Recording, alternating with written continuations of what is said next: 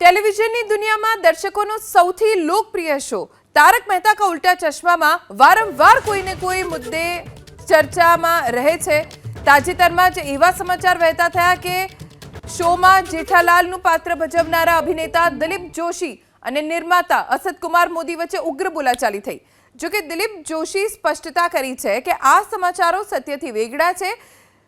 દિલીપ જોશીએ સ્પષ્ટતા કરી કે મીડિયામાં મારા અને અસિતભાઈ વિશે કેટલીક ખોટી વાતો ફેલાવવામાં આવી રહી છે।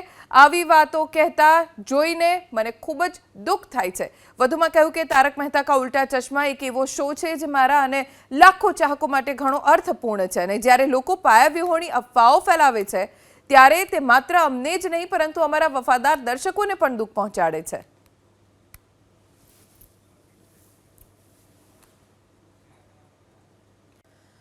ટેલિવિઝનની દુનિયામાં દર્શકોનો સૌથી લોકપ્રિય શો તારક મહેતા કા ઉલ્ટા ચશ્મામાં વારંવાર કોઈને કોઈ મુદ્દે ચર્ચામાં રહે છે।